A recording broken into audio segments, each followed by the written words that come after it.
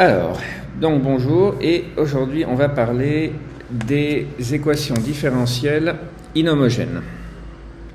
Donc, le titre, ça va être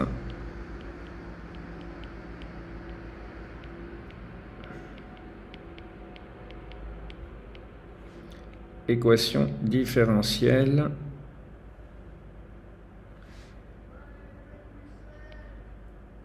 inhomogènes. Voilà. Alors, qu'est-ce que ça veut dire une équation différentielle inhomogène? Donc, inhomogène, ça veut dire la chose suivante, on en a déjà parlé. Équation différentielle, on sait ce que c'est qu'on cherche une solution sous la forme d'une fonction inconnue, donc x point point plus p de t, x point plus q de t x égale g de t.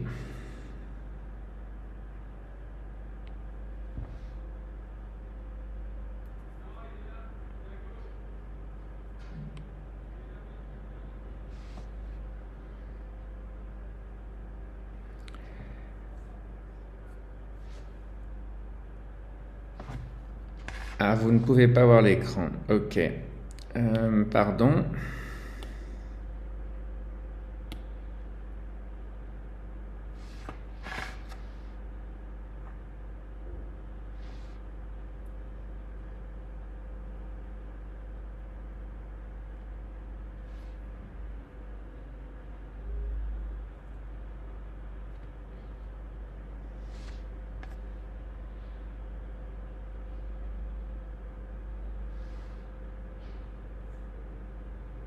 Ok, merci. Donc, merci beaucoup. Continuez à me tenir informé. Ok, donc ce x, c'est la fonction inconnue. Donc, c'est x qui est une fonction de t aussi. Donc, x qui à t associe x de t est une fonction inconnue. Donc, c'est une fonction de R dans R. Voilà. Et c'est la fonction qu'on cherche. Donc maintenant, vous avez remarqué qu'on a maintenant, dans le terme de droite, une fonction supplémentaire. Et ce terme de droite s'appelle donc, comme on avait dit, depuis le début, le second membre.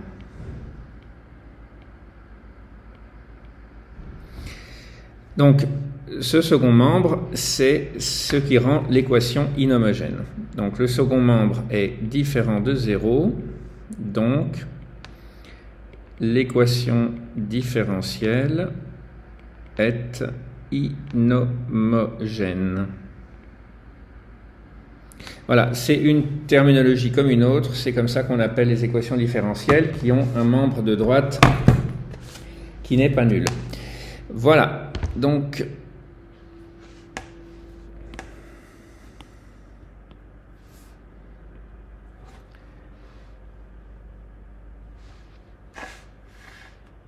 Donc voilà ce qu'il en est. Donc maintenant,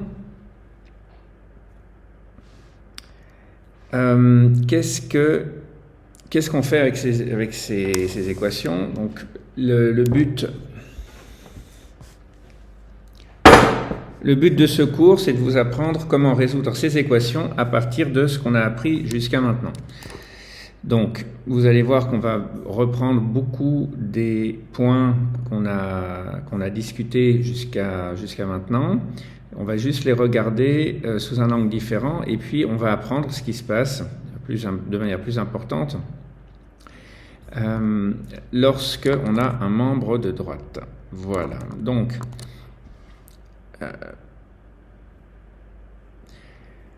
il y a plusieurs méthodes pour résoudre ce type de solution. Mais je vais vous apprendre celle qui est la plus répandue et la plus utile et aussi la plus simple. Donc, la méthodologie, c'est la suivante. Donc, c'est ça que vous devez...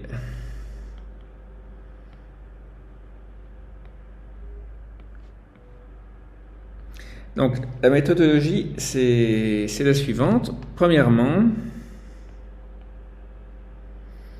on trouve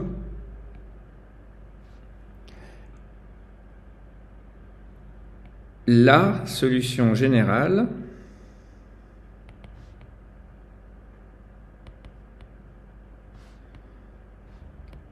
de l'équation homogène. C'est-à-dire x point plus p de t x point plus q de t x égale 0. Ok, donc homogène, c'est ce que ça veut dire, égale 0. Deuxièmement, on trouve, ou on cherche en tout cas, une solution. Donc cette fois c'est une solution. Remarquez bien ici que on dit la solution générale. Là c'est une solution particulière. Donc une solution particulière de l'équation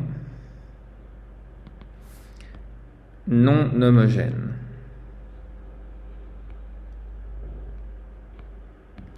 C'est-à-dire celle qu'on a ici. On va l'appeler E, et on va la noter en gris. Et l'équation homogène, on va l'appeler H. Et on va la surligner de cette couleur pour pouvoir faire la différence. Donc l'homogène, c'est celle-ci, et la non homogène, c'est celle-là. Et on va chercher une solution des deux. Donc, quand on va d'abord parler de la solution de l'équation homogène. Donc, petit 1.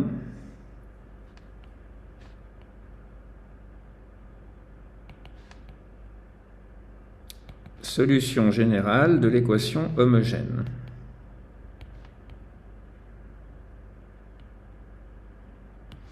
Et cette équation homogène, comme on dit, on l'appelle H. Donc cette solution, on va l'écrire comme son nom l'indique, XH. Donc XH pour homogène de T. Et on va se souvenir de ce qu'on a fait les derniers cours, c'est-à-dire on va écrire cette solution comme combinaison linéaire. Donc combinaison linéaire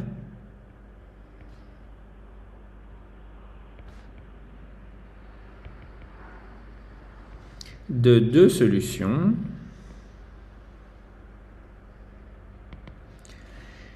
grand X1 et grand X2.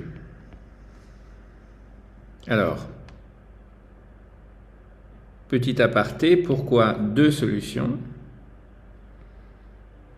Donc on a deux solutions de base. Pourquoi? Parce que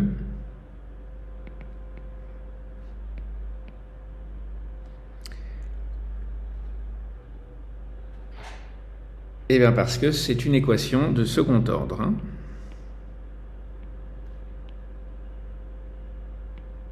Donc on a vu ça la dernière fois avec le polynôme caractéristique, etc. On trouve les deux solutions de base, même quand on a dans ce cas-là une racine double. On a vu qu'on pouvait créer une autre solution en multipliant la solution associée à la racine double par x, donc, ou par t, c'est-à-dire par la variable, et en créant une autre solution de cette manière. Donc voilà, donc là on est capable de faire ça. Donc on a xh de t qui est une combinaison de grand X1 et grand X2. Donc on l'écrit mathématiquement comme ça. Être une combinaison linéaire de, ça veut dire qu'il existe deux coefficients, C1, qui est un nombre réel, que multiplie x1 de t, plus C2, que multiplie x2 de t, où C2, c'est aussi un nombre réel, et qui sont deux constantes, et comme on le sait, ces constantes sont déterminées en utilisant les conditions initiales.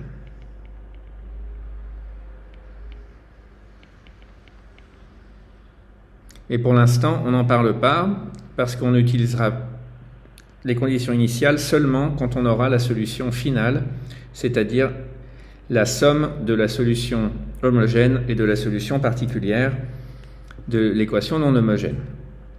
Voilà, donc pour l'instant, on n'en parle pas. Ce qui est important là-dedans, c'est de se souvenir que x1 et x2 sont deux solutions qui sont linéairement indépendantes. Donc ça, on en a déjà parlé beaucoup de fois les fois précédentes. Et on va le répéter encore une fois. x1 et x2. Donc x1 et x2 sont linéairement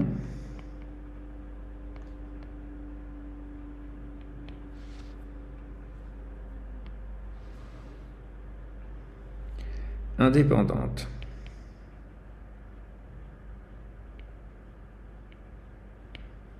C'est-à-dire que le Wronskien qu'on a défini de x1 et x2 est différent de 0.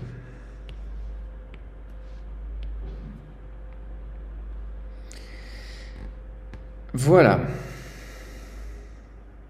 Donc ça, c'est important parce qu'on a vu que si on n'avait qu'une seule solution, on ne pouvait pas engendrer l'espace total. Il nous manquait une direction. Donc, vous vous souvenez, on en avait parlé longuement les fois précédentes. Donc voilà. Ensuite, la deuxième partie. Donc ça, c'est petit 2.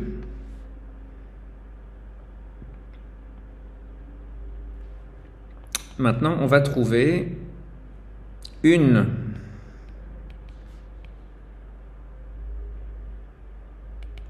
solution particulière. Donc, une solution particulière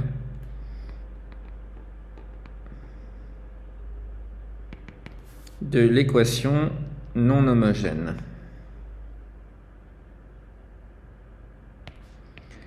C'est-à-dire avec second membre.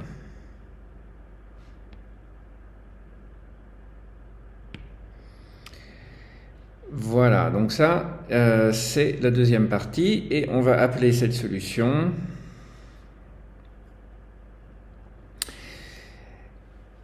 xp, qui est une fonction de t, p comme particulière.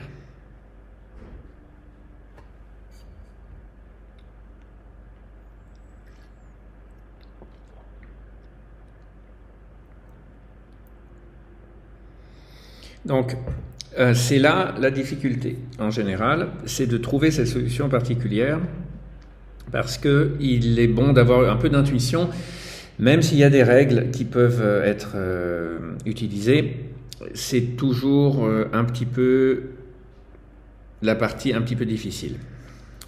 Voilà, et la troisième partie, eh bien, ça va être d'écrire la solution. Donc là, cette fois, c'est la solution générale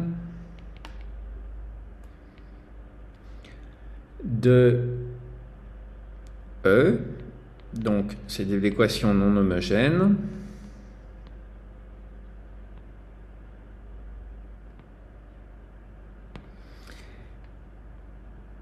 Et x de t égale xh de t plus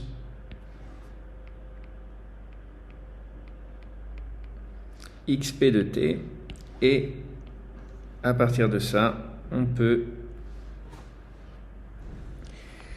on a donc une solution générale. Une fois qu'on a ça, on va faire la quatrième partie qui est d'appliquer les conditions initiales. Donc, on peut appeler ça, on peut changer de couleur, comme ça, ça fera quelque chose de logique.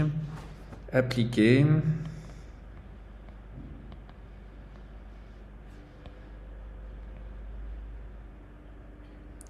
les conditions initiales pour identifier les constantes qu'on avait dans la solution générale C1 et C2.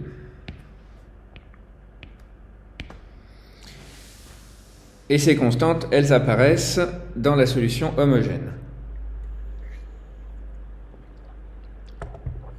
C'est-à-dire la solution générale de l'équation homogène, donc sans second membre. Voilà, donc là maintenant on a notre petite méthodologie colorée. Et maintenant ce qu'on va faire, tout simplement, on va essayer de voir comment ça fonctionne. Juste une petite remarque, quand on fait le 4, donc quand on applique la condition initiale, il y a quelque chose qui va se passer qui est assez marrant, donc je vais vous l'écrire. Vous verrez quand vous faites les calculs, vous pouvez soit tout refaire, soit non, mais bon, je vous conseille de faire les choses lentement plutôt que d'essayer de sauter des étapes. Mais cette petite remarque est assez marrante, donc on va pouvoir la regarder. Donc, si on considère x c'est la solution donc générale, et on remplace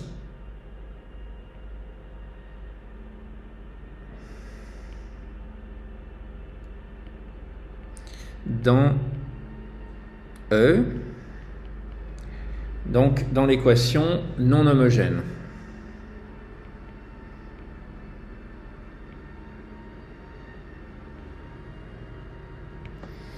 Alors ce qu'on obtient, c'est on écrit tout simplement x point point plus px point plus qx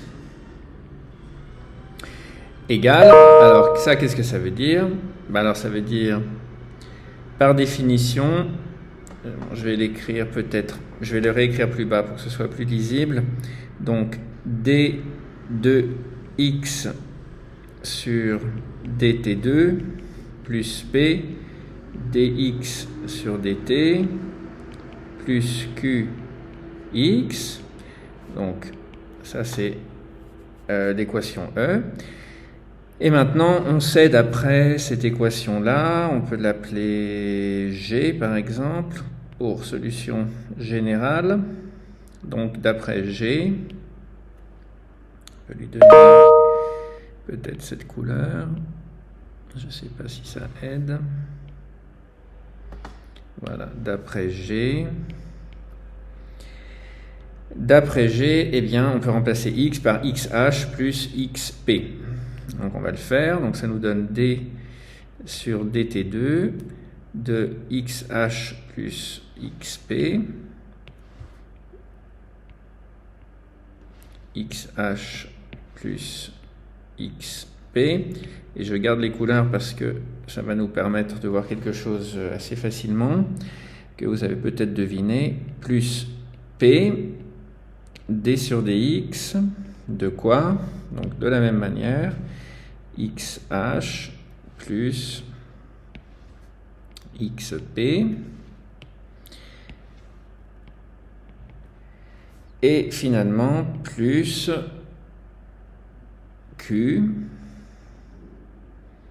facteur 2, on réécrit tout, XH plus XP. Alors, qu'est-ce qu'on remarque? On remarque qu'on a dans cette équation 3 termes qu'on a déjà vus quelque part. Donc, ce d sur dt, d2 sur dt2 de xh, p fois d sur dx de xh et q fois xh. Ces 3 termes, c'est exactement l'équation homogène. Donc, on voit directement que ces 3 termes vont nous donner 0. Donc si on regarde, ça va nous donner d xh sur dt2 plus p d2xh sur dt2 plus p dxh sur dt plus q xh, et ça c'est 0 car xh est solution de H, donc de l'équation homogène. Donc ça veut dire que ces termes-là vont tomber et qu'on trouve directement égal, donc on égale xp point point plus p x point p plus q xp puisque cette partie jaune est, enfin ouverte, est 0, et donc que cette chose-là est donc égale à G car XP est solution de l'équation non homogène, c'est-à-dire E. Voilà, donc à partir de là, on peut directement trouver les coefficients C1 et C2. Et donc là, ce qu'on va faire maintenant, c'est un petit exemple pour pouvoir mieux comprendre. Donc, exemple 1.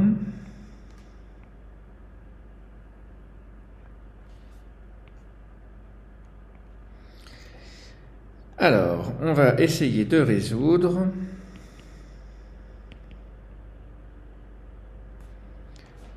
l'équation différentielle du deuxième ordre à coefficient constant, linéaire et inhomogène suivante. X point point, moins 3x point, moins 4x, donc toutes ces fonctions de x sont fonctions de t, égale 3 exponentielle de t, avec x de 0 égale 1 et x point de 0 égale 0.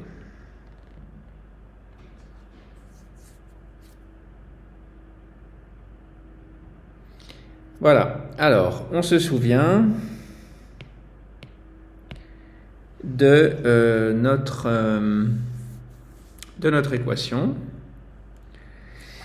L'équation c'est la suivante, et maintenant on va commencer à prendre la partie homogène de cette équation. D'accord ? Donc ça c'est une équation non homogène. Donc on l'écrit E. Et on va d'abord commencer par l'équation homogène associée. Donc l'équation homogène associée, donc ça c'est la première partie du travail. L'équation homogène associée, c'est x point point moins 3x point moins 4x égale 0. Avec les conditions initiales, mais les conditions initiales on s'en fiche parce que ce qu'on cherche c'est la solution générale. Donc on ne cherche pas la solution finale, on cherche une solution générale qui va donc être en fait une infinité de solutions où on sait que C1 et C2 vont être de la partie. Donc, premièrement, on se dit, ok, donc on va résoudre ça. Donc ça, c'est l'équation homogène. Quel est le polynôme caractéristique? C'est r carré moins 3r moins 4 égale 0. Donc ça, c'est le polynôme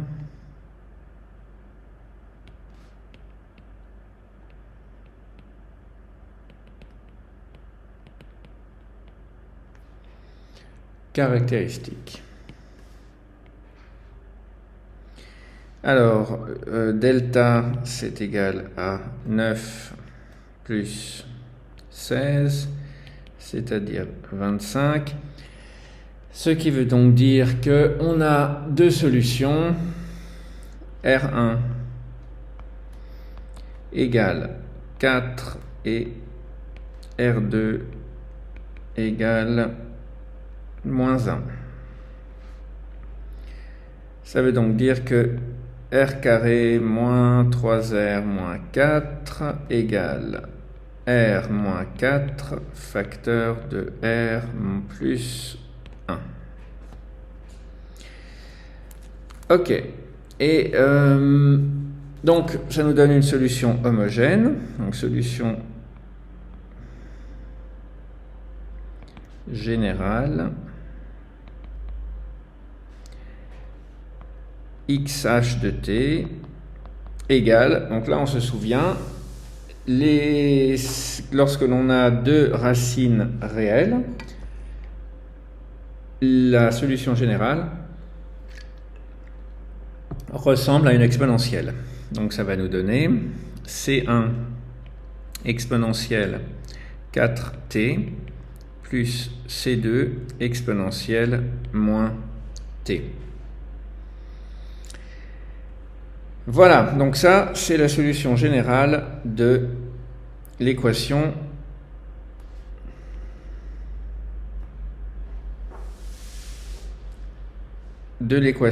homogène.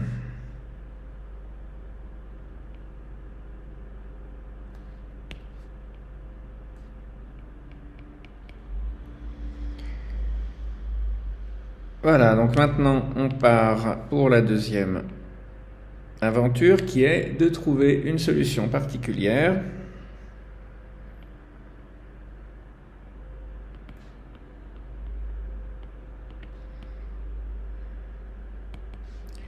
de l'équation inhomogène, c'est-à-dire E. Et E, c'est 3 exponentielle de t. Alors, comment est-ce qu'on calcule une solution particulière de cette chose-là? Ben, ça paraît relativement évident parce que on a ici un terme inhomogène qui ressemble à une exponentielle. Donc, il n'y a pas besoin de chercher très loin pour deviner que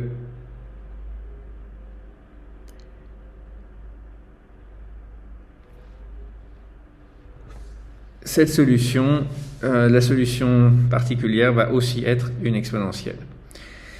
Donc, la solution particulière, on va la chercher.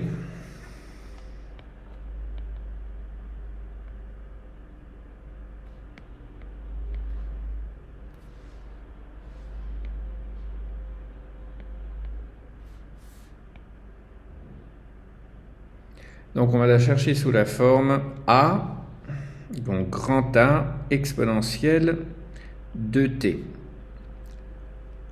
Alors pourquoi? Ça a l'air assez ridiculement évident parce que si on remplace exponentielle de t à gauche, donc ici, on voit bien que le x point point, ça va nous donner un facteur fois exponentielle de t, le x point un autre facteur fois exponentielle de t, et le x un facteur fois exponentielle de t. Donc finalement, on se retrouve avec des exponentielles de t partout, ce qui veut dire qu'on a une chance de trouver effectivement le facteur a qui va marcher. Donc c'est ce qu'on fait. Donc a exponentielle de t, donc maintenant ce qu'on fait, c'est qu'on va remplacer dans l'équation initiale. Donc remplaçons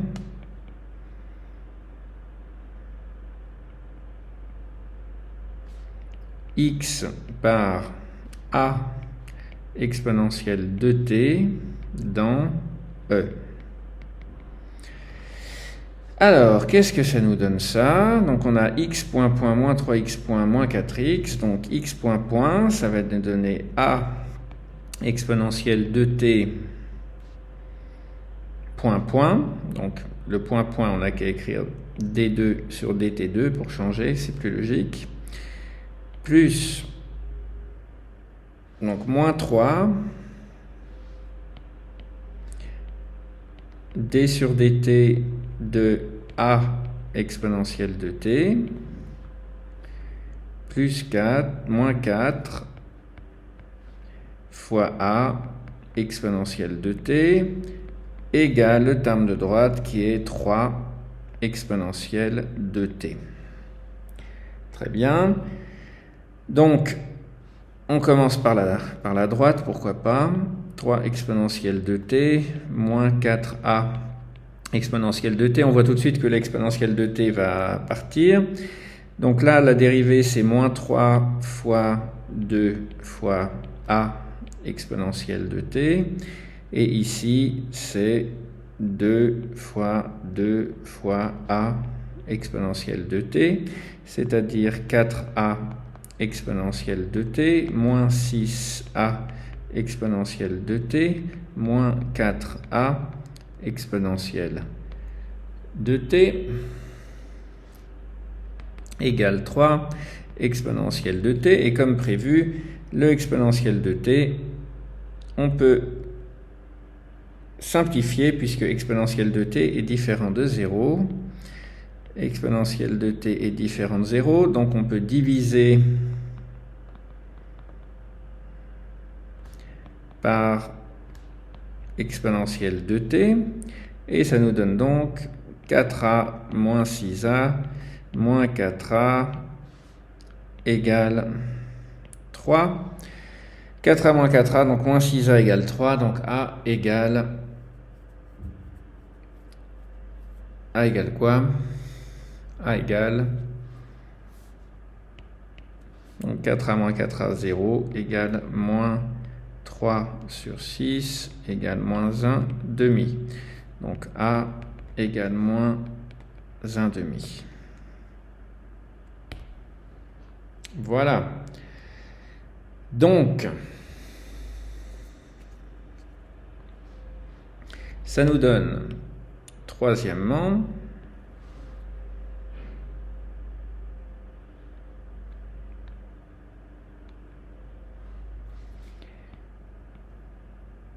donc solution générale de, alors de quoi? De l'équation qui est non homogène cette fois, donc de E. Donc comme on l'a dit, c'est x de t qui va être la somme de la solution particulière xp de t, non, contraire, solution homogène plus solution particulière. Solution homogène qui est ici, plus solution particulière. Donc la solution homogène, on a dit que c'était C1 exponentielle 4t plus C2 exponentielle moins t. Donc on a C1 exponentielle 4t plus C2 exponentielle moins t plus la solution particulière qui est moins 1 demi d'exponentielle de t. Voilà, donc notre solution générale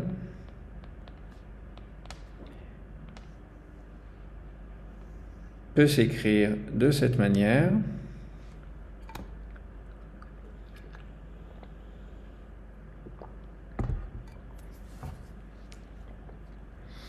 Et maintenant, il ne nous reste plus qu'à appliquer les conditions initiales.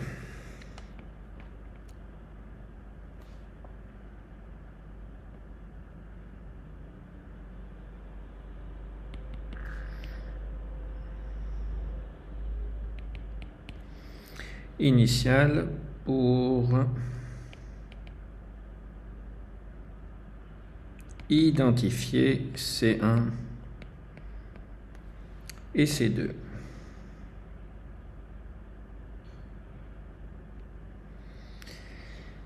Alors, comment est-ce qu'on fait ça? Déjà, les conditions initiales qu'on nous avait données, c'était quoi? X de 0, c'est 1, x point de 0, c'est 0. Donc, x de 0 égale 1, x point de 0 égale 0. C'est bien ça? Oui. Ok. Alors, premièrement, il nous faut x point. Donc, calculons.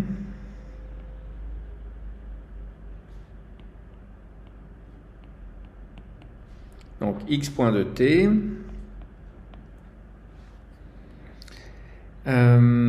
Qu'est-ce que ça va nous donner? Ben là, c'est facile. On dérive C1 exponentielle 4t. Donc, 4C1 exponentielle 4t moins C2 exponentielle moins t moins exponentielle de t.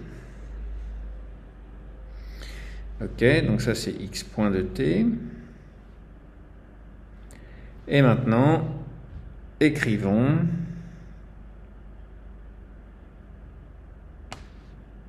d'abord x de 0 égale 1, donc x de 0 égale 1. Donc ça vient des conditions initiales.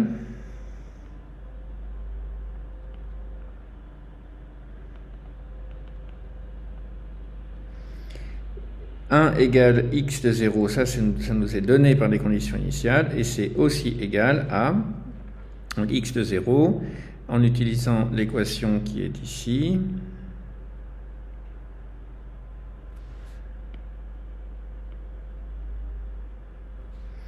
Ça nous donne C1 exponentielle 0 plus C2 exponentielle 0 moins 1 demi exponentielle 0, c'est-à-dire C1 plus C2 moins 1 demi. Et ça doit être égal à 1.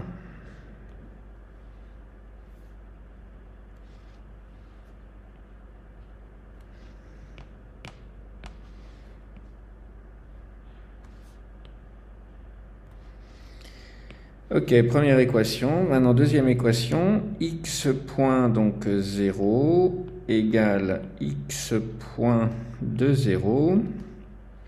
Ça, c'est aussi les conditions initiales. Et c'est donc égal à quoi? En utilisant cette fois cette deuxième équation, qu'on peut appeler étoile prime.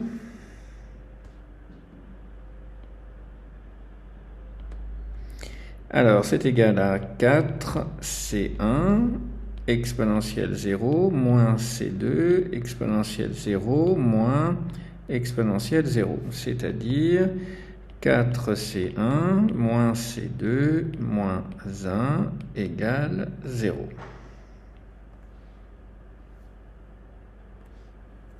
Voilà.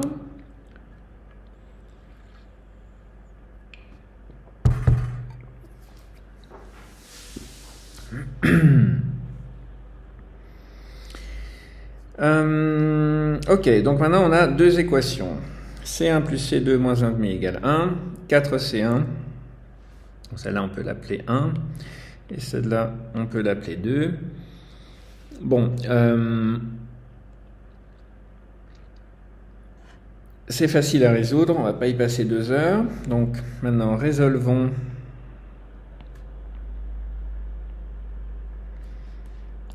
le système linéaire 1 et 2. Donc ça veut dire équation 1 et équation 2 en même temps. C'est ça que ça veut dire, un système linéaire.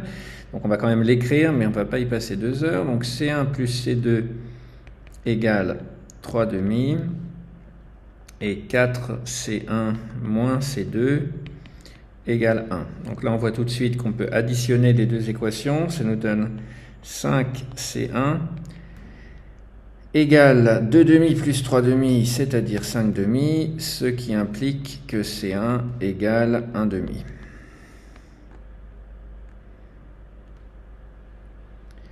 Et ensuite, on dit C1 plus C2 égale 3 demi, donc C1 plus C2 égale 3 demi.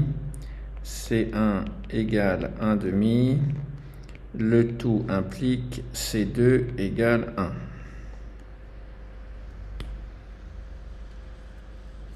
1. Ok. Donc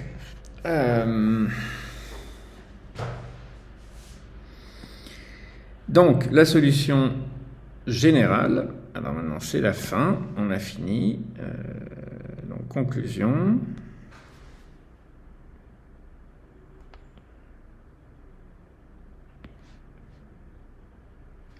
Donc la solution générale, non plutôt la solution tout court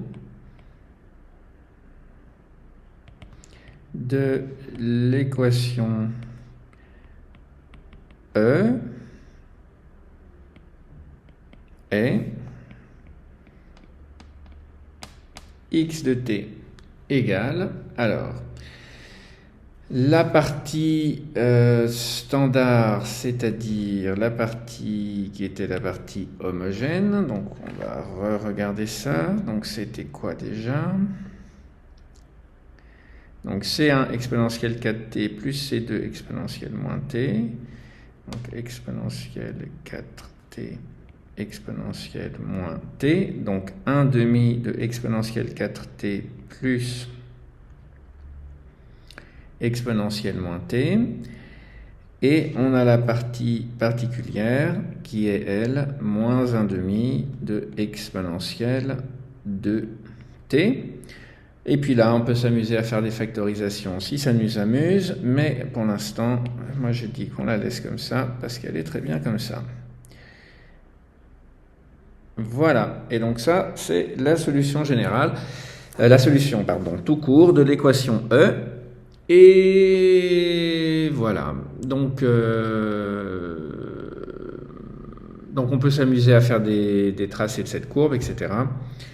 Et voilà, c'est tout. Donc ça, c'est cette partie-là. Donc j'espère que c'était relativement clair. J'ai essayé de faire assez doucement, en utilisant des codes couleurs pour que ça soit plus facile à repérer d'où viennent les termes et où ils vont. Surtout pour une relecture, vu que le cours est à distance, c'est peut-être plus facile. Voilà, donc si on récapitule, ce qui est vraiment important là-dedans, et on va faire un autre exercice, mais uniquement pour trouver les solutions particulières, parce que c'est ça qui est un peu difficile. Donc la méthodologie, on trouve la solution générale de l'équation homogène, c'est-à-dire de l'équation qui n'a pas de second membre, c'est-à-dire rien à droite. On trouve ensuite une solution particulière de l'équation non homogène. D'accord ? Donc d'abord l'équation homogène, solution générale, puis solution particulière de l'équation non homogène. Puis, une fois qu'on a fait ça, on a la solution générale, qui est la somme des deux, et on applique les conditions initiales pour identifier les constantes C1 et C2. Et vous remarquez, donc là, c'est ce qu'on a prouvé plus ou moins ici, hein. C'est à cause de la linéarité qu'on peut simplement trouver une solution de l'équation homogène et ajouter une solution de l'équation inhomogène. Parce que l'équation linéaire, ça marche. Ça ne marcherait jamais dans le cas d'une équation non linéaire, évidemment. Parce que ça, c'est finalement le principe de superposition qu'on est en train d'utiliser là. Ok, voilà. Puis là, on a fait un exemple qui était relativement détaillé. Donc, le jour du test, ça ne sera pas beaucoup plus compliqué que ça. Ça sera certainement à peu près la même chose. Donc, ne vous stressez pas, c'est assez facile. Ok, donc maintenant, on va faire un deuxième exemple. Exemple 2, mais alors cette fois-ci, on va se focaliser sur les solutions particulières. Donc, l'exemple en question revient à trouver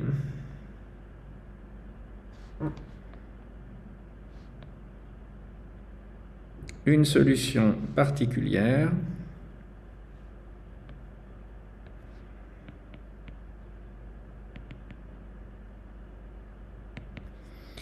de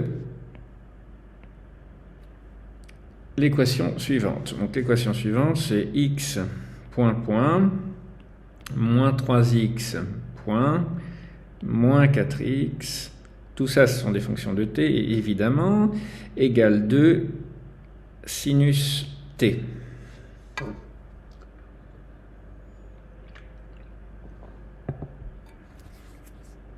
Voilà. Donc, comment est-ce qu'on pourrait s'y prendre?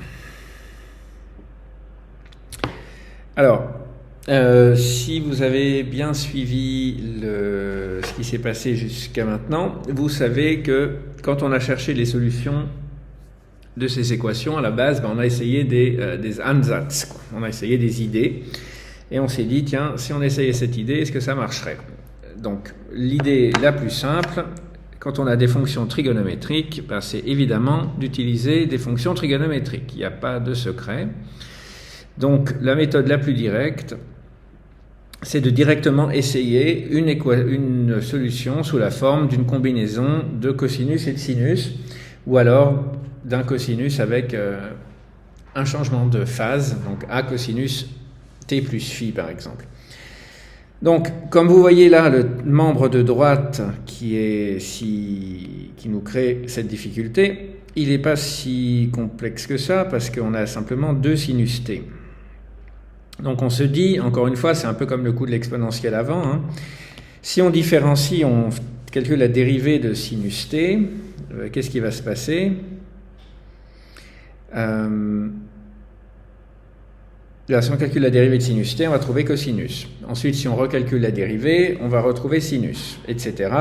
Et donc, il y a une bonne chance que cette équation à gauche soit satisfaite si on a une combinaison de cosinus et de sinus, tout simplement. Voilà, donc ça va être l'approche qu'on va toujours utiliser. Donc, on peut essayer. Donc, essayons.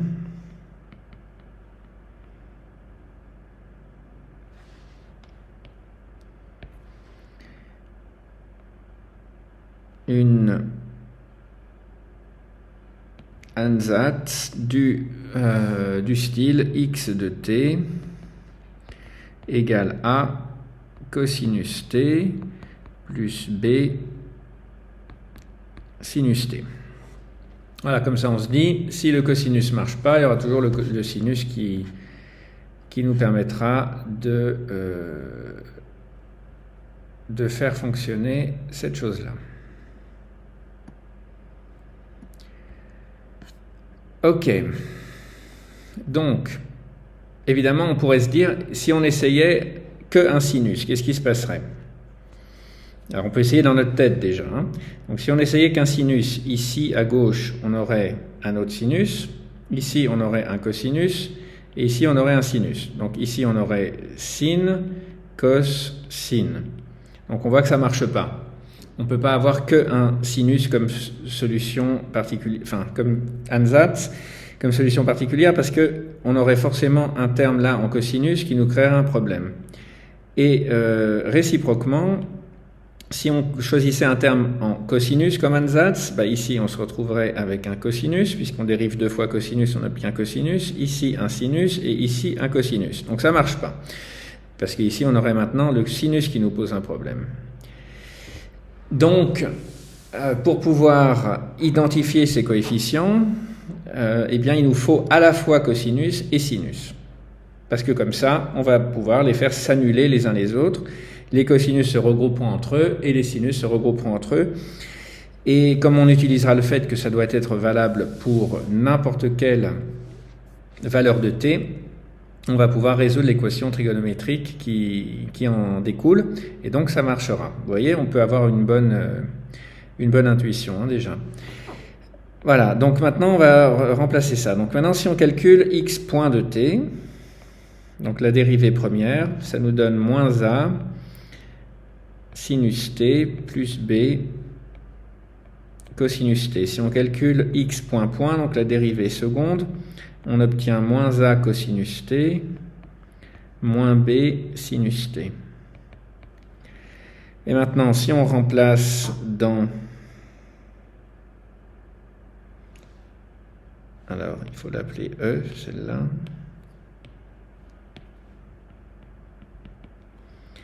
Donc, on remplace...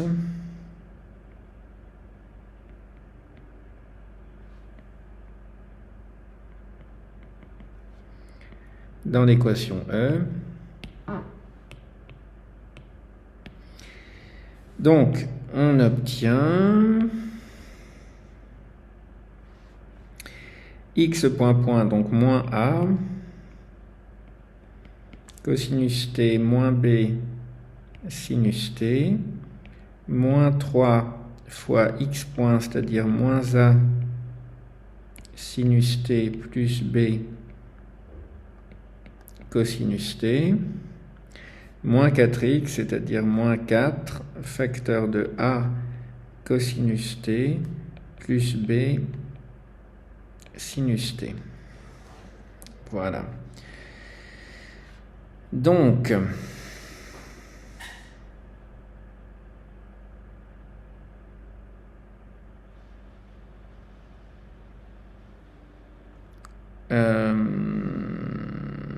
ça doit être égal à, j'en avais perdu le fil, 2 sinus t.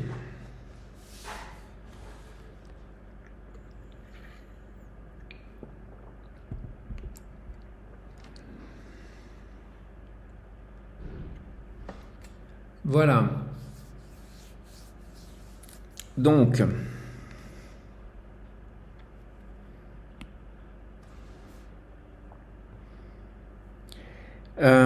ok, donc maintenant la question c'est comment on fait pour trouver ces A et ces B, sachant qu'on a tous ces termes. Bon, alors ce qu'on va faire c'est qu'on va regrouper les termes tout simplement. On va regrouper les termes en cosinus. Voilà, ça c'est pas très lisible. Les termes en cosinus qui sont là. Et les termes en sinus. Donc, si on regroupe les termes en cosinus et en sinus, on se retrouve avec cosinus t, facteur 2. Donc, on a moins a, moins 4a, ça fait moins 5a. Moins 5a, moins 3b. Donc, on met un moins devant. 5a plus 3b. Voilà. Ensuite, on va regarder les sinus. Les sinus, ils sont là. Donc, on a un sinus, un sinus, un sinus.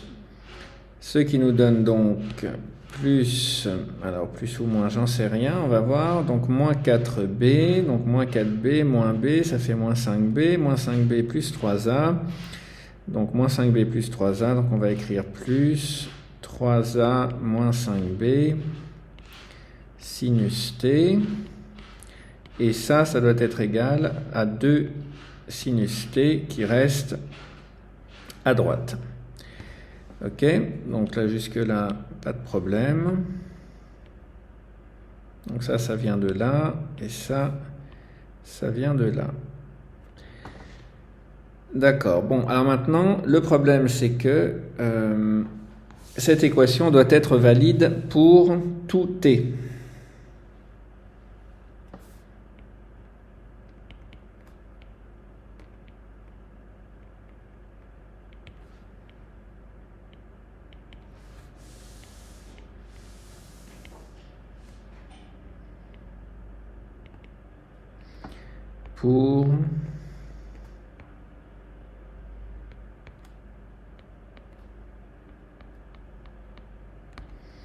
Alors, pourquoi est-ce qu'elle doit être valide pour tout t? Parce que tout ce qu'on a fait là, c'est qu'on a essayé de remplacer dans l'équation une solution particulière. Donc, d'accord? Donc, la solution particulière, qu'est-ce que ça veut dire? Ça veut dire que pour tout t, cette chose-là doit être valable pour tout t.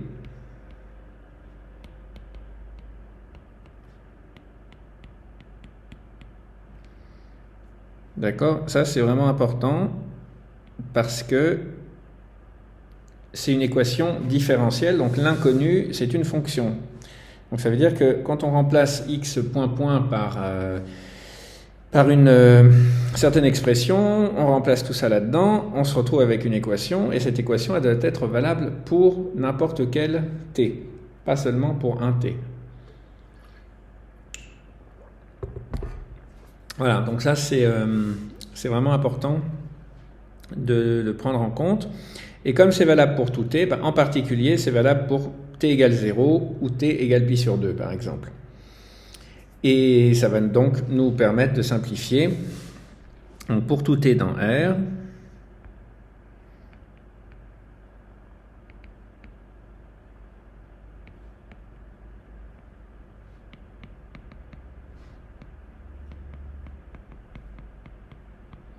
alors pourquoi je choisis t égale 0 et pi sur 2? Parce que évidemment ça va annuler une fois le sinus ou le cosinus et l'autre va me donner 1. Donc ça sera assez simple.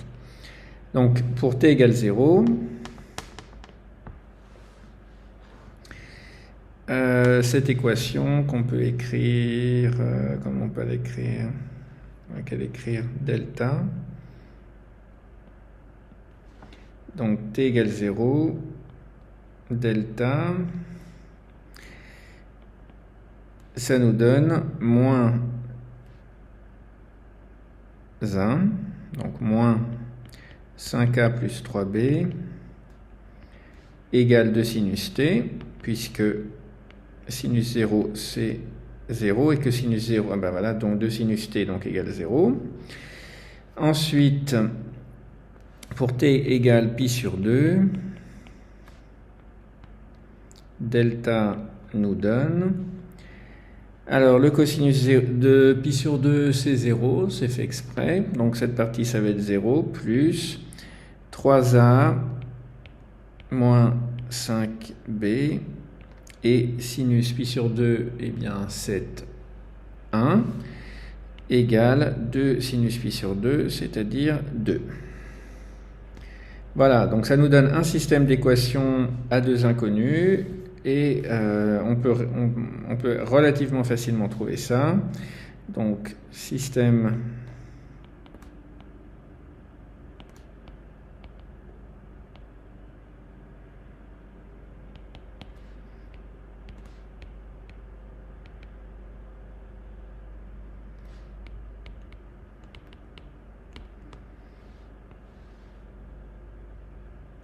voilà, donc on a le système d'équations à deux inconnus A et B.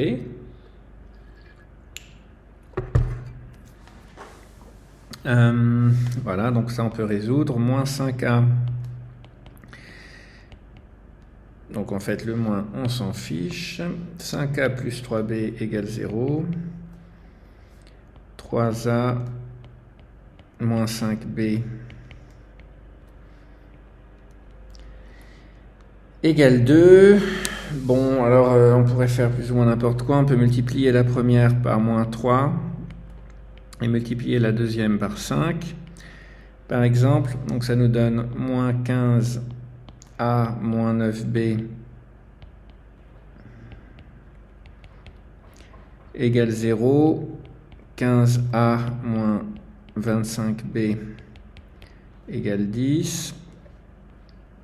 Maintenant on ajoute les deux, ça nous donne moins 34b égale 10, donc b égale moins 5 17e.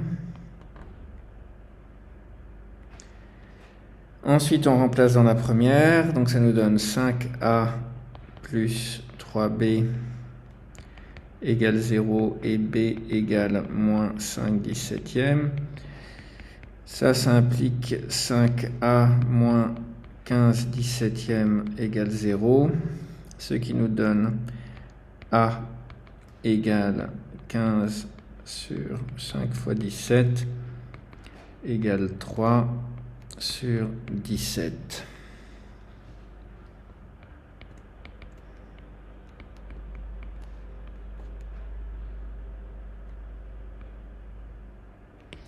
Voilà, donc on a A et B, et ça nous permet donc de calculer la solution particulière. Donc la solution particulière,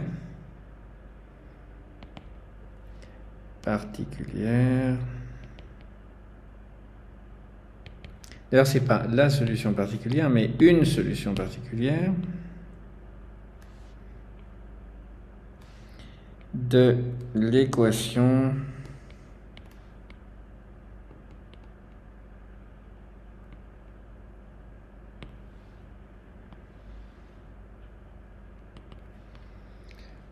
non homogène. Donc c'est xp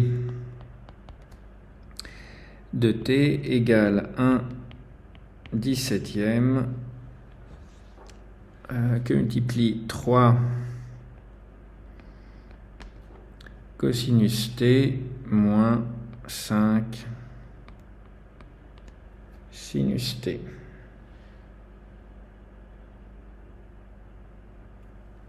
Voilà.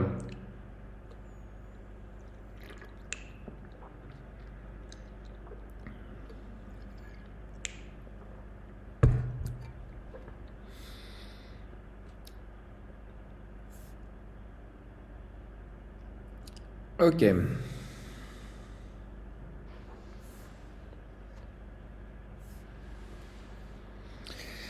Donc, il y a une autre solution qui est d'utiliser les nombres complexes, mais on ne va pas la voir aujourd'hui.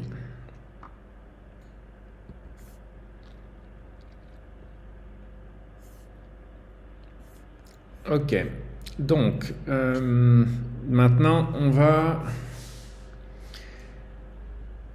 va tenter un autre exemple, donc c'est exemple 3.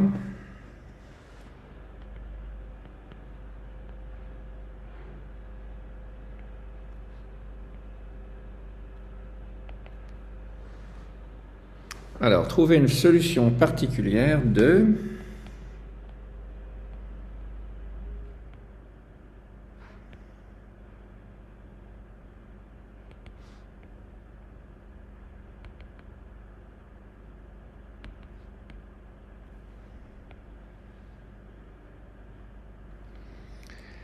Alors, x point point plus x point moins 2x égale... Alors, cette fois, on va avoir un polynôme, t au carré.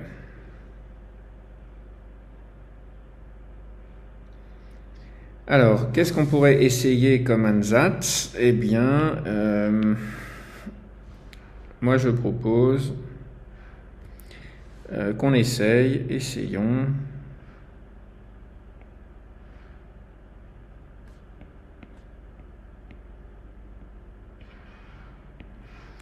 L'ansatz x de t égale, par exemple, un polynôme du second degré, at carré plus bt plus c. Alors, pourquoi est-ce que ça nous passe par la tête de faire ça? Bon, c'est un peu logique. Parce que si on prend la dérivée première de x de t, on obtient x point égale un polynôme du premier degré. Donc on va avoir ici un polynôme du second degré, ici du premier degré, et ici on va avoir une constante. Donc ça devrait marcher parce que ce qu'on obtient, c'est simplement des termes qui vont pouvoir se factoriser. Donc faisons ça et voyons à quoi ça ressemble. Donc premièrement, on va l'appeler E, cette équation.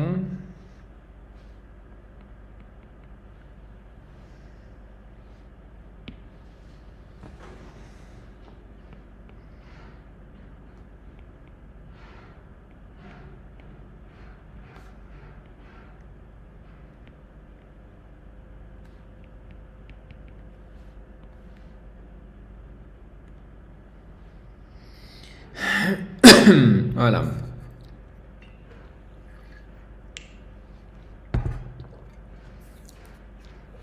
Donc, on obtient quoi? Donc, x de t égale ça. Donc, x point de t égale 2at plus b. Et x point de t égale 2a. Donc, maintenant, on remplace. Ça nous donne donc 2a plus 2at plus b moins 2 facteur de at2 plus bt plus c. Et ça doit être égal à t2, et ça c'est pour tout t.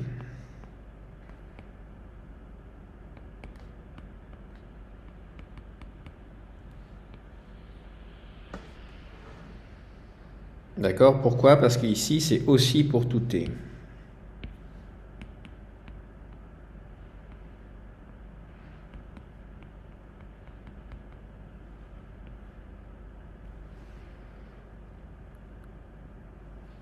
Ok, donc maintenant,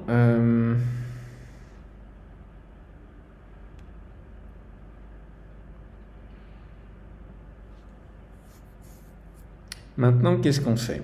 Alors, tout simplement, on va rassembler les termes selon le degré du polynôme. Donc là, on a un t carré.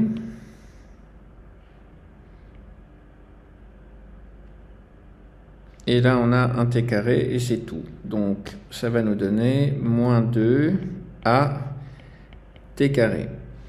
Ensuite, on va avoir un terme là en 2at et moins 2 fois bt. Donc, plus t, facteur de 2a moins 2b. Et ensuite, on va avoir le terme constant qui est là, c, b et 2a. Donc, plus 2a plus b moins 2c égale t carré.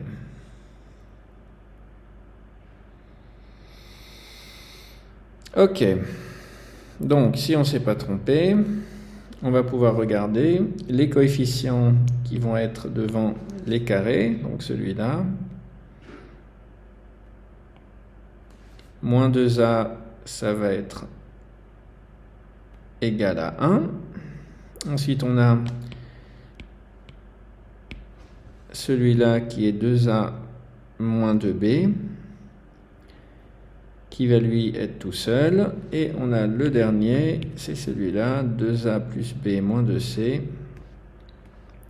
qui va nous donner la troisième équation. Et comme tout cela est valable pour tout t, donc la seule manière qu'un polynôme soit égal à 0 pour tout t, c'est que tous les coefficients soient 0 en même temps. Donc puisque tout ça c'est valable pour tout t, donc on répète.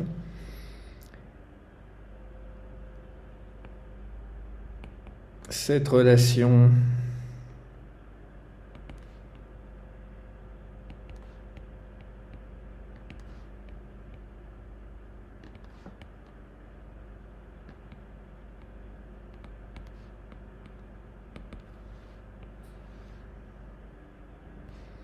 donc moins 2a doit être égal à 1. 2a moins 2b doit être égal à 0. Et 2a plus b moins 2c doit être égal à 0. Donc la première relation nous donne a égale moins 1 demi. La deuxième nous donne b égale moins 1 demi. Et la troisième nous donne moins 1 demi de, donc moins 1, moins 3 demi, moins 3 demi, plus moins 3 quarts, moins 3 quarts. Voilà, et donc la solution particulière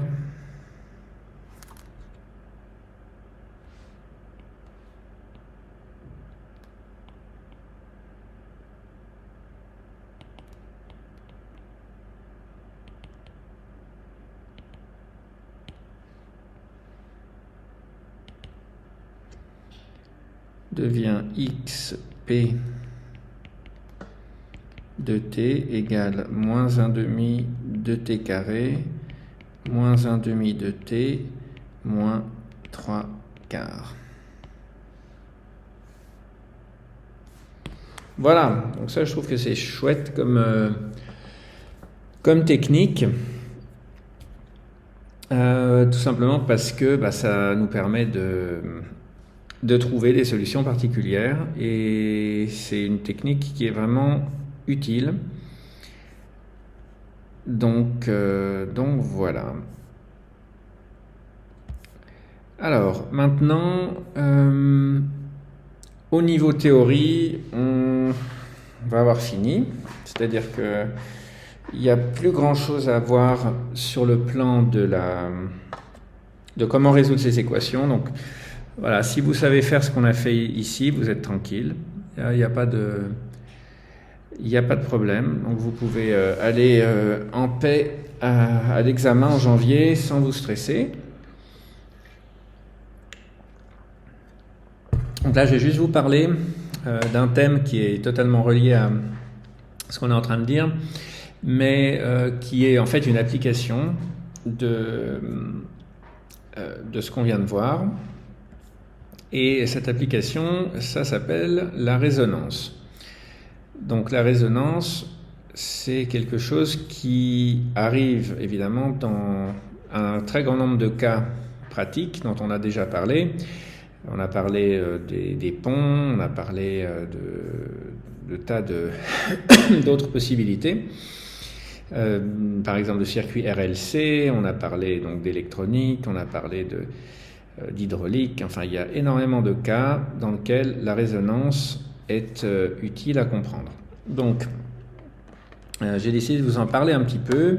Donc aujourd'hui, on va arrêter un peu plus tôt pour vous permettre, parce que je ne sais pas si vous avez tous pris le cours à distance ou si vous vous êtes connectés depuis chez vous, donc je vais vous permettre d'aller au cours suivant sans être stressé. Donc je vais finir un petit peu plus tôt pour ça. En tous les cas, pour l'instant, je vais vous parler de la résonance parce que c'est un cas que vous avez vu en physique certainement, mais vous avez dû le voir de manière un petit peu différente, on va dire. Et donc j'aimerais vous le présenter d'une manière un peu plus, peut-être un peu plus rigoureuse, un peu plus mathématique, pour que vous puissiez comprendre plus facilement ce qui se passe et l'utiliser dans votre vie pratique, parce que c'est un sujet qui est vraiment très important. C'est relié aussi aux valeurs propres et aux vibrations propres, aux fréquences propres, qui sont des notions de manière générale vraiment fondamentalement importantes quand on essaye de comprendre un système, en comprendre les valeurs propres et les fréquences propres. C'est vraiment critique. Donc j'aimerais le faire correctement. Et donc on va en parler maintenant, et ça tombe très bien en fait dans ce chapitre.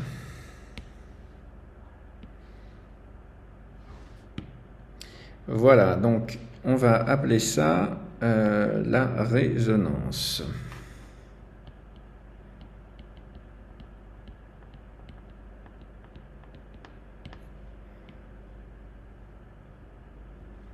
Et ce qui est bien, c'est que vous verrez que tout ce qu'on a fait va vous être directement utile.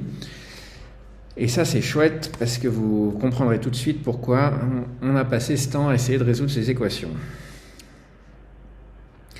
Donc, déjà, premièrement, la résonance est un phénomène physique quand on excite un système à la même fréquence qu'une de ses fréquences propres. Donc, quand on parle de fréquence propre, il peut s'agir d'un système à un seul degré de liberté, comme par exemple un système masse-ressort, comme vous l'avez vu dans des tas de circonstances. Donc voilà, une masse accrochée à un ressort. Ça, c'est un système qui a un seul degré de liberté, et on appelle ça un degré de liberté parce que la masse a la liberté d'osciller de droite ou de gauche. Donc on se retrouve avec un système qui a, on peut aussi dire, une inconnue. Donc la masse peut osciller de droite et de gauche, et donc le système a une inconnue qui est la position de la masse en fonction du temps. Donc maintenant, soit la masse est laissée osciller par elle-même, donc ce serait par exemple ce cas-là, où on étend le ressort et on lâche là, on étend, puis on lâche. Donc ça, c'est un cas où c'est une oscillation libre. D'accord? Donc ça s'appelle oscillation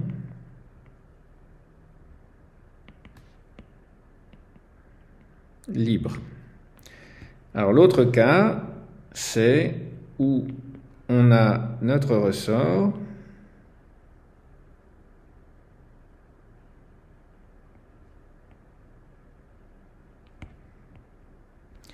et on l'accroche par exemple à un moteur. Donc on pourrait imaginer que là on a un moteur et par un système d'action, on arrive à actionner la masse en lui appliquant une force F de t. D'accord? Donc cette force F de t, ça peut être par exemple F, une constante, cosinus oméga t, avec F l'amplitude et oméga la pulsation. On va y revenir. Donc, dans ce cas-là, la masse est entraînée. D'accord? Donc ça s'appelle une oscillation forcée.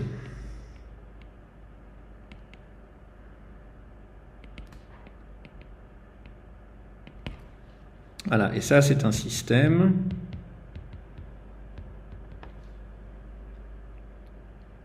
harmonique. Donc harmonique parce que ça correspond à l'équation de Laplace, qui est le Laplacien égal à 0. Donc dans ce cas-là, le Laplacien c'est la dérivée seconde de x. Et c'est un système harmonique à 1 degré de liberté.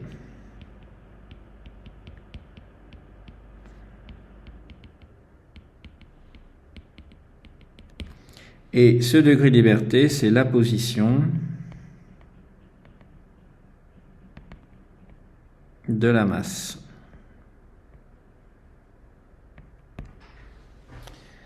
Voilà. Alors, quand on parle de résonance, ce qu'on fait, c'est qu'on parle de ce qui se passe quand on excite le système. Donc ça, une oscillation forcée, ça peut aussi s'appeler une excitation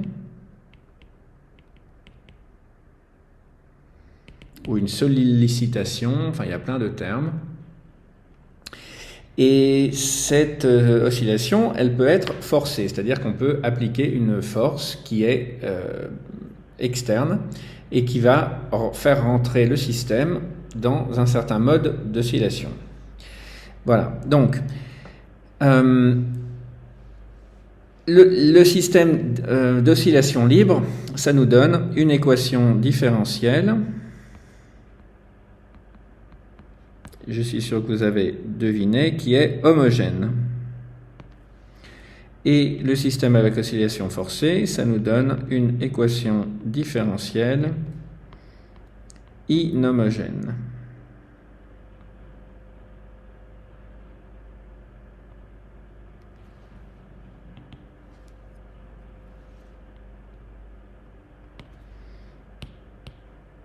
Évidemment, parce que le f de t, ça va être le membre de droite quand on écrit l'équation de Newton, mx point point plus cx point plus kx égale f de t. Voilà, donc là on va avoir une équation qui est inhomogène, et donc c'est pour ça que c'est intéressant de savoir les réseaux de ces équations. Alors maintenant, qu'est-ce qui se passe disons, dans la vraie vie? Donc dans la vraie vie, on n'a pas un système avec 1 degré de liberté. Hein. Vous voyez, ce genre de choses, dans la vie réelle, ça n'existe évidemment pas, parce que, en général, ce dont on parle a beaucoup plus qu'1 degré de liberté. Donc, lorsqu'on parle par exemple d'un pont, lorsqu'on parle d'un building, on peut imaginer qu'un pont, ce n'est rien d'autre que finalement un système d'ancrage avec des pieux, enfin des piles de ponts qui sont reliées les unes aux autres avec d'autres ressorts, etc. et qui forment tout simplement un pont, par exemple comme celui-là.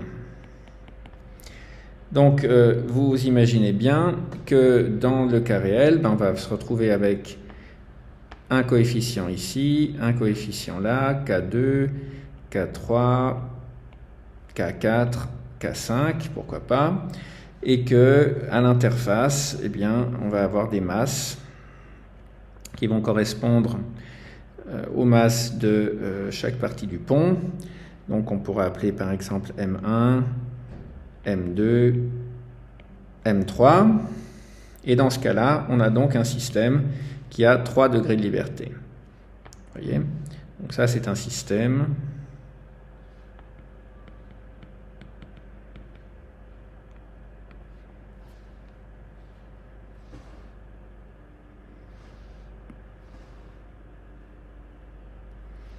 à 3 degrés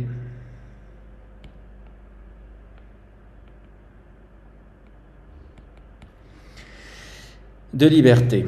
Voilà, et quand on résoudra ces systèmes, eh bien, ça sera exactement la même chose qu'avant. On se retrouvera avec l'équation M fois x point point plus, oh, on va même pas l'écrire pour l'instant, on va dire égal grand K fois x. X, ça va être la position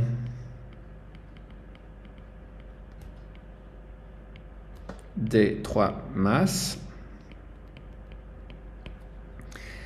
Et ça, c'est l'accélération.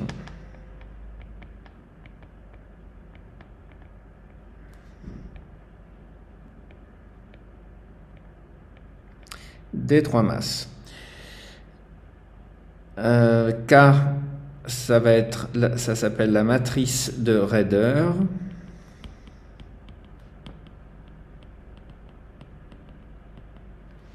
Et M, la matrice de masse.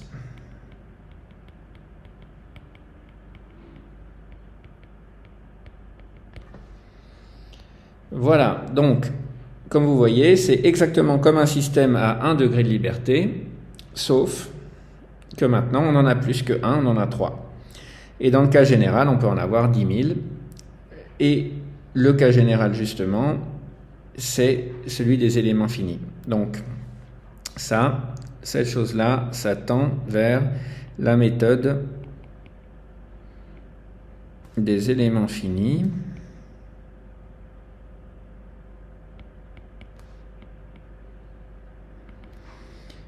Pour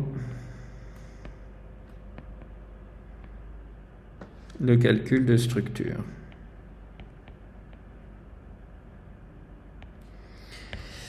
Voilà, donc j'en parlerai pas plus ici évidemment parce que c'est pas le sujet du cours, mais si cela vous intéresse, il y a des cours de master qui permettent d'approfondir ce type de problème et de pouvoir résoudre, de comprendre comment ça marche dans le cas réel, etc., de pouvoir trouver comment on calcule ces matrices de masse M et ces matrices de raideur K, et de pouvoir résoudre des cas réels industriels qui vous intéresseront plus tard quand vous serez dans des bureaux d'études, si c'est ce que vous décidez de faire. Voilà. Donc ça, c'est une introduction assez générale. C'est très utile de comprendre ça dans le cas, par exemple, de tremblements de terre. Donc on en a déjà parlé. Imaginons que le sol subisse des oscillations comme celle-là, par exemple, dues à un tremblement de terre.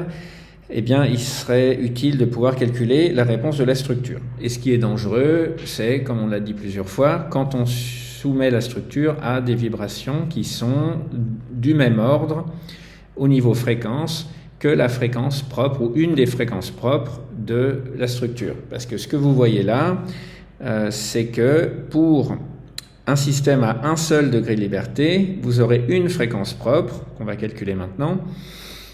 Et bien sûr, pour un système à 3 degrés de liberté, vous aurez 3 fréquences propres. D'accord ? Donc ensuite, pour un système à n degrés de liberté, vous aurez n fréquences propres.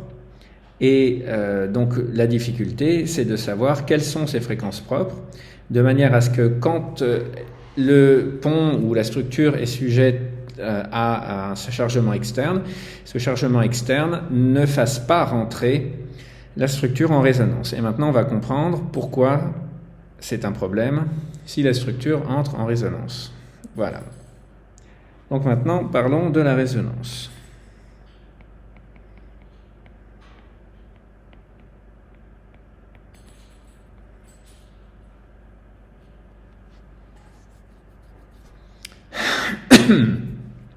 Alors, Donc l'équation du ressort, par exemple, mais c'est la même chose que l'équation d'un pendule. Donc là, on est en train de parler d'une équation qui est exactement celle dont je vous parlais il y a 2 secondes. Donc une masse, un ressort, et une oscillation forcée, F cosinus oméga t. Où oméga, c'est la pulsation. Donc maintenant, qu'est-ce qu'on fait avec cette chose-là? C'est exactement la même chose que si vous aviez un pendule, donc comme ça. Donc vous imaginez un pendule avec une masse, une certaine longueur, qui oscille. Et ce pendule, c'est exactement le même système que le système masse-ressort, strictement la même chose. Il va osciller autour de la position initiale, etc. Donc ça, c'est la même chose. On a déjà parlé des circuits RLC.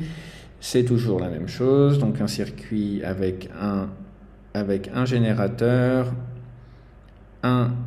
une résistance, non, c'est pas une résistance, un condensateur et une bobine avec une impédance L. Et bien cette chose-là, c'est un circuit qui va créer potentiellement une résonance si le générateur, qui lui dans ce cas-là est la force externe, ça c'est le générateur, c'est l'équivalent de la force qu'on applique sur le ressort, bien ce générateur, il peut faire entrer le circuit en résonance, qui est un gros problème parce que l'intensité et le courant tendent vers l'infini, comme on va le voir, ce qui veut dire que le circuit grille. Donc ce n'est pas recommandé. Donc la question, maintenant, c'est comment est-ce qu'on fait pour voir ça? Donc l'équation de base, c'est l'équation de Newton. Donc c'est par exemple, dans ce cas-là, x point plus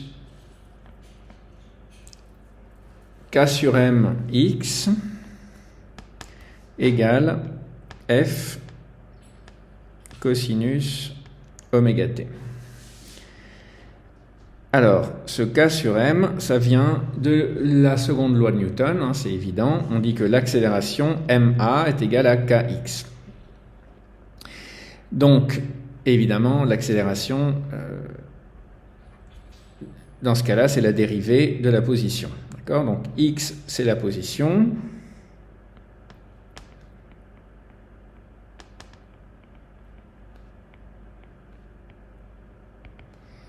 X point, c'est sa vitesse.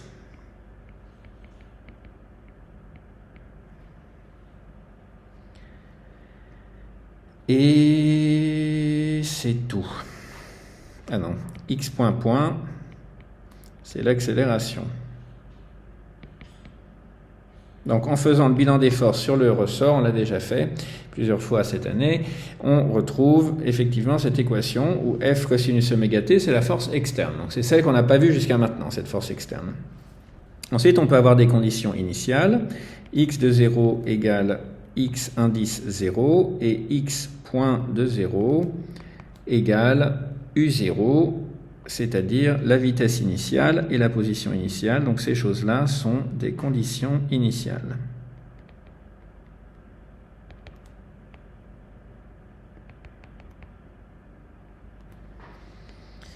Voilà, donc on a nos conditions initiales.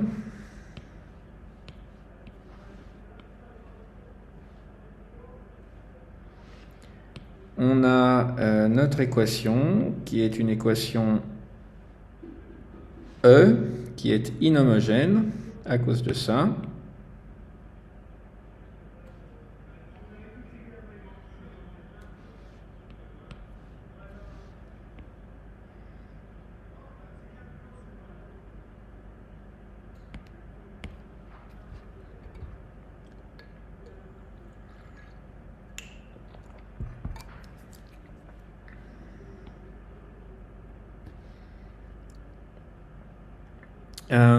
Voilà, et donc maintenant la question, ça va être de savoir comment on résout ces choses-là et qu'est-ce qui peut se passer en pratique. Ok, donc résolvons.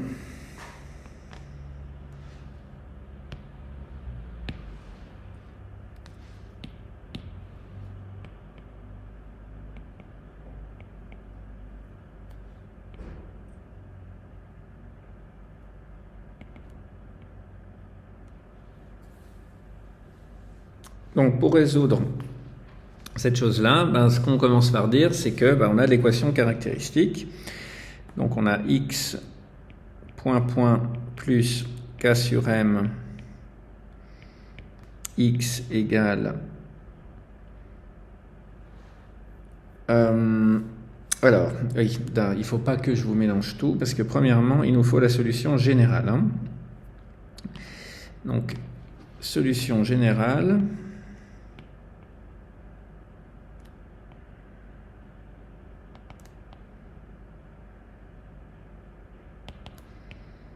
De l'équation homogène. Et l'équation homogène, c'est x point plus k sur m x égale 0, et on va appeler k sur m oméga 0 carré. Donc on pose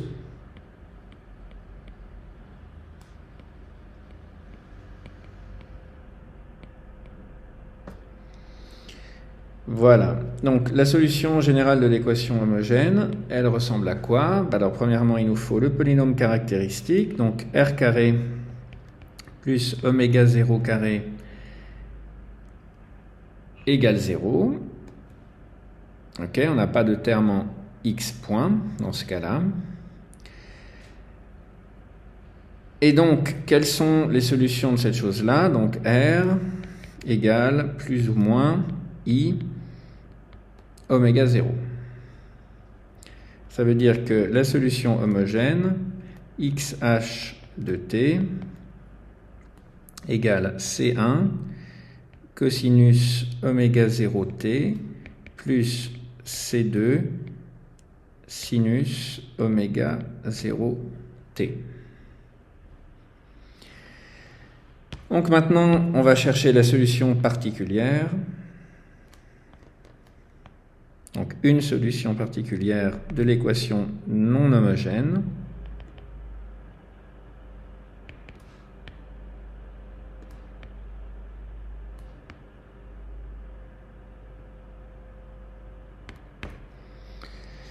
Alors,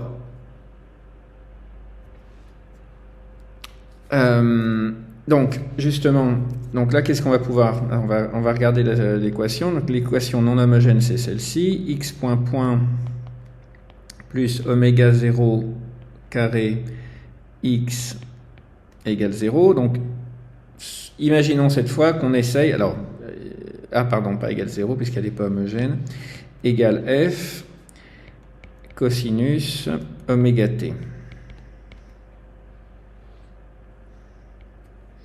Donc,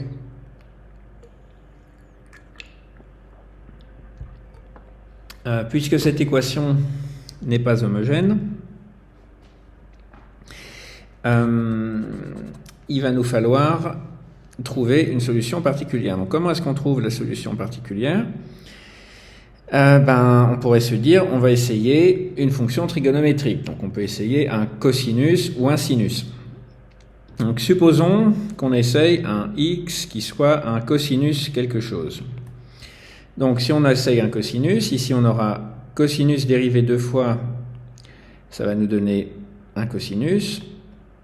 Et ici, on aura un cosinus. Donc, ça peut marcher. Si on essaye un sinus, on aura un sinus dérivé deux fois, ça va nous donner un sinus, et là, un sinus. Donc, ça peut marcher, mais manque de bol, ici, on a un cosinus. Donc, pas très logique d'essayer un sinus. Donc, ce qui paraît très logique, c'est d'essayer un cosinus. Donc, ce qu'on va faire, c'est qu'on va essayer une fonction cosinus. Et évidemment, on ne va pas être idiot, on va essayer évidemment une fonction cosinus qui a la même pulsation, oméga t, que celle qu'on a dans le membre de droite. Parce que sans ça, on est quasiment sûr que ça ne marche pas. Donc, ansatz. Vous voyez, là, on peut réfléchir un peu. Bon, juste pour vous dire, l'ansatz qu'on va prendre, c'est la plus simple et celle qui est la plus rapide, mais vous auriez pu essayer autre chose. Si vous n'aviez pas fait attention, et que vous n'aviez pas vu qu'on n'a pas le terme x point, donc vous voyez ce terme x point, il n'est pas là. Donc comme il n'est pas là, si on a des cosinus, comme ce terme x point n'est pas là, donc le cosinus qu'on a ici, pour le x point et le x, ici, on aurait eu un sinus. Et donc là, ça n'aurait pas marché parce qu'on aurait cosinus, sinus, cosinus, cosinus. Donc il nous aurait fallu plus b sinus oméga t, d'accord? Avec un terme en x point. Bon, mais là on l'a pas, hein? Donc celui-là, on n'en a pas besoin.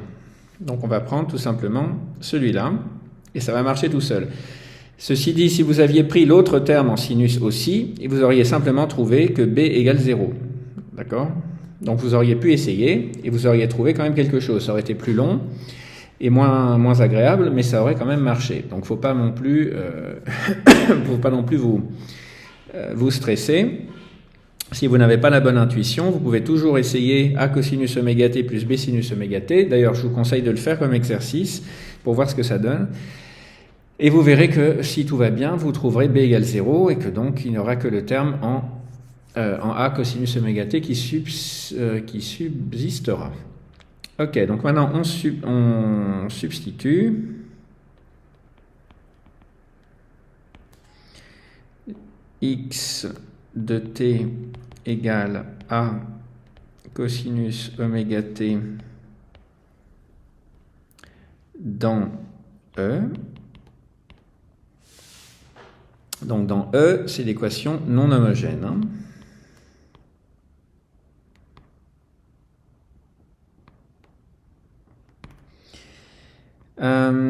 Alors, qu'est-ce que ça nous donne? Donc déjà, x, premièrement, on calcule x point.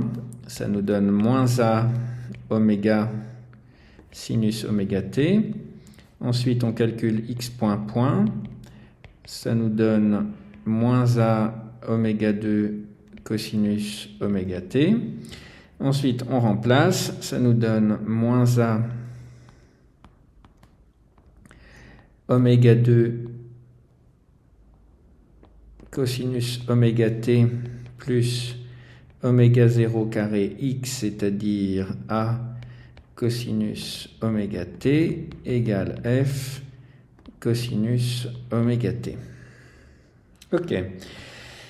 Et attention, ça c'est valable pour tout t. Donc pour tout t. Fondamentalement important.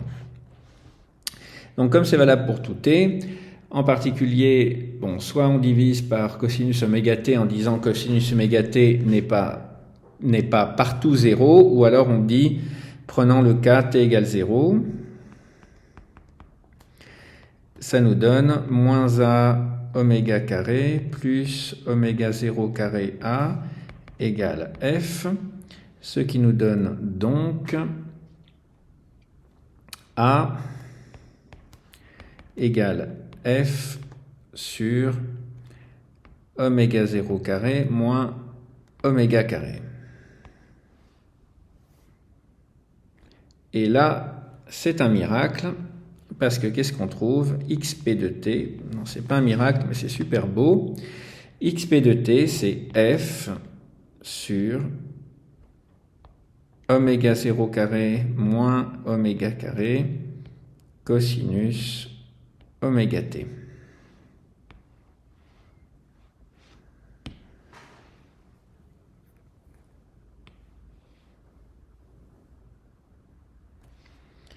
Donc, qu'est-ce que ça veut dire que cette chose-là? On va regarder, on va déjà écrire la solution générale. Donc ça, c'était 2, donc maintenant 3.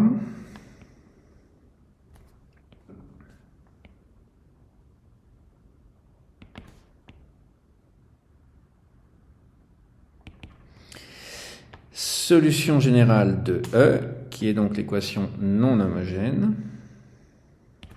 Alors, que nous dit la solution générale de E? Donc, une solution, hein, donc, enfin, c'est la nôtre en tout cas. X de t, c'est égal à quoi? Donc, on a la solution particulière, ça c'était C1 cosinus oméga t, oméga 0t, pardon, plus C2 sinus oméga 0t, donc ça c'est la partie standard, on va dire, plus la partie particulière, c'est-à-dire f sur oméga 0 carré moins oméga carré, cosinus oméga t. Et c'est ce petit gars qui nous crée des problèmes. Pourquoi? Ça se voit tout de suite. Pourquoi? Parce qu'en fait, on n'aurait même pas eu le droit de calculer A dans le cas où oméga 0 n'est pas égal à oméga. Parce que si oméga 0 égale oméga, on ne peut même pas diviser par oméga 0 carré moins oméga carré. Donc, oui, on ne prend pas le cas moins oméga 0 parce que on n'a pas de pulsation négative. Hein. Juste pour que vous sachiez, parce que vous auriez pu voir que c'est oméga plus oméga 0 facteur de oméga moins oméga 0, mais ça nous intéresse pour l'instant pas. Ok, donc qu'est-ce qu'on conclut à partir de ça? Eh bien, on conclut la chose suivante. Donc, premièrement, on a la solution générale, c'est celle-ci. Donc, on peut calculer sa dérivée, x point de t égale, donc qu'est-ce que ça nous donne, cette x point de t? Alors, x point de t, c'est la dérivée de C1 cosinus oméga 0t, donc c'est-à-dire moins C1 oméga 0 sinus oméga 0t, plus C2 oméga 0 cosinus oméga 0t. Et maintenant, on a le terme qui vient de la solution particulière, c'est-à-dire f sur oméga 0 carré moins oméga carré sinus oméga t, et il nous faut un moins, parce qu'on dérive le cosinus, donc moins f oméga sinus oméga t. Voilà, donc ça c'est la dérivée première. Et à partir de ça, on va pouvoir imposer des conditions initiales sur cette équation différentielle. Donc là, c'est la partie 4, imposition des conditions initiales. Conditions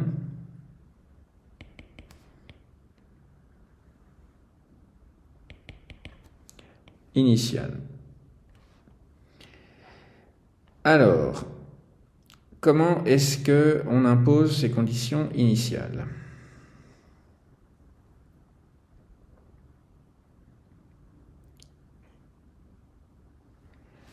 Alors, on va dire que x de 0, donc x de 0,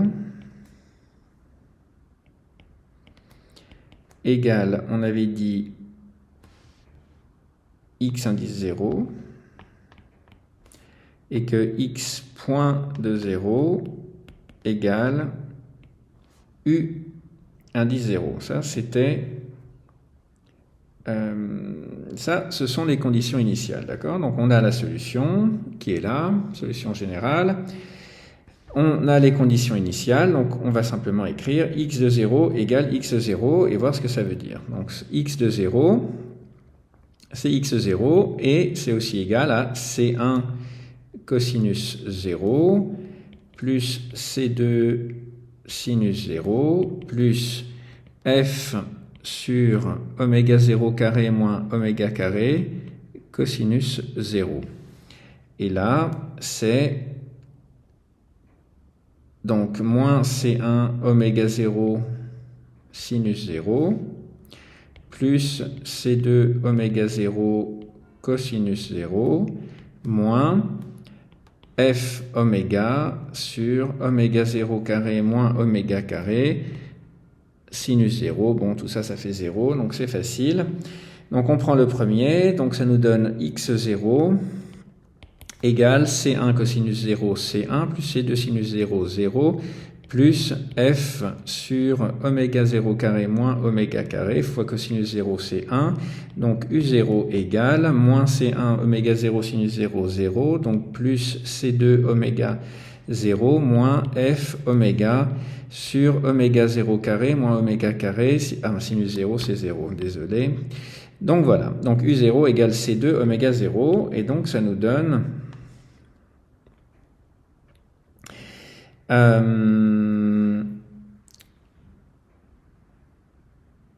ça nous donne les calculs suivants. Donc, ok, f, C2, oméga 0, très bien. Et donc, ça nous donne les calculs suivants. Ça nous donne C1. C1 égale x0 moins f sur oméga 0 carré moins oméga carré. Et C2 égale U0 sur oméga 0. Voilà, et donc la solution générale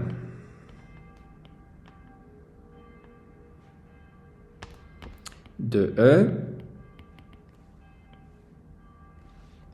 alors elle s'écrit comme ça, donc x de t égale, alors on a la partie standard, c'est-à-dire la partie qui vient de la solution générale, c'est x0 moins f sur oméga 0 carré moins oméga carré, le tout facteur de cosinus oméga 0t. Donc ça c'est la première partie, plus la deuxième partie, donc U0 sur oméga 0 sinus oméga 0t. Et ensuite, c'est tout. J'aurais dû écrire cette deuxième partie. Non, c'est bon. Voilà. Et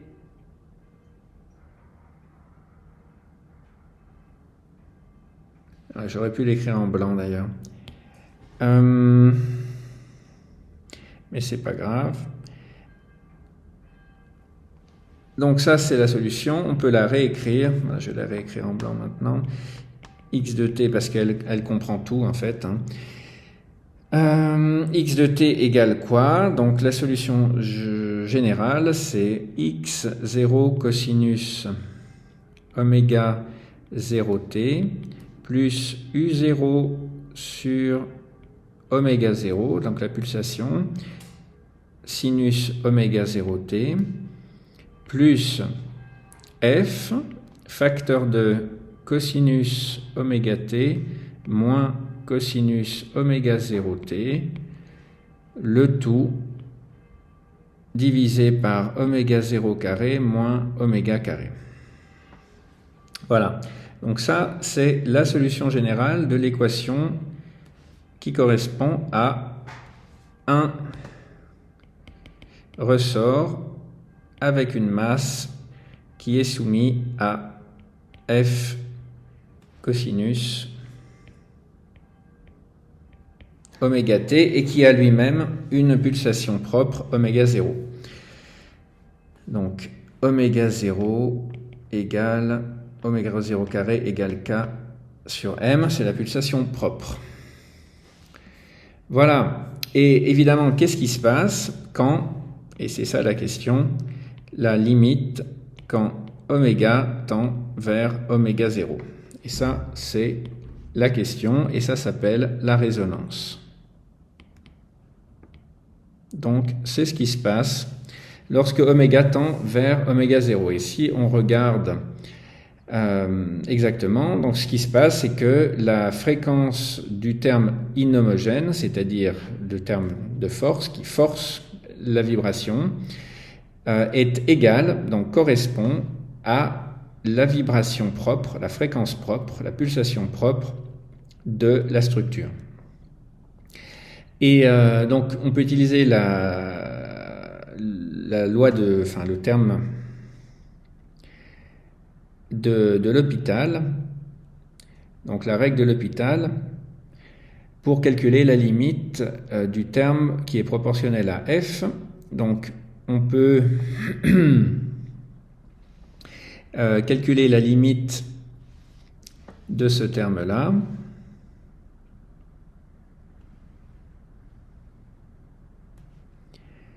Donc, en utilisant la règle de L'Hopital, on va calculer la limite quand oméga tend vers oméga 0 de f cosinus oméga t moins cosinus oméga 0 t, le tout divisé par oméga 0 carré moins oméga carré. Ça, d'après la règle de L'Hopital, c'est la limite quand oméga tend vers oméga 0 de moins f t sinus oméga t sur moins 2 oméga. Donc tout ce qu'on a fait, c'est qu'on a dit que la limite du ratio, on est dans un cas 0 sur 0, d'accord, ce truc-là, ça tend vers 0, et ce truc-là, ça tend vers 0, donc c'est un cas indéterminé. Donc on dit que la limite du ratio des deux fonctions est la limite des dérivés des ratios des deux fonctions, d'accord. Donc moins ft sinus oméga t sur moins 2 oméga, et ça, c'est égal à moins... non, pas moins, plus, non, à ft sinus oméga 0 t sur 2 oméga 0. Donc, ce qu'on voit, c'est qu'à la résonance, le terme qui est proportionnel à l'amplitude f du terme inhomogène augmente linéairement avec t. Donc, c'est ça qu'on voit ici. C'est que là, on a un t. Et on voit donc qu'on a un terme qui est en gros ce terme-là, hein, le reste, et que l'amplitude augmente avec t. Ok? Donc ça, ce que ça veut dire, c'est que, eh bien, plus le système oscille, plus l'amplitude va augmenter. Et ça, c'est exactement le problème. Donc voilà. Donc de manière générale, si le terme qui est non homogène, donc le terme qu'on avait en haut là-bas, où est-ce qu'il est notre terme? Voilà, le terme non homogène f cosinus oméga t est de la même forme, ou est même lui-même la solution, ou une partie de la solution de l'équation homogène associée, alors on voit que la solution particulière, c'est une constante fois le terme inhomogène en t.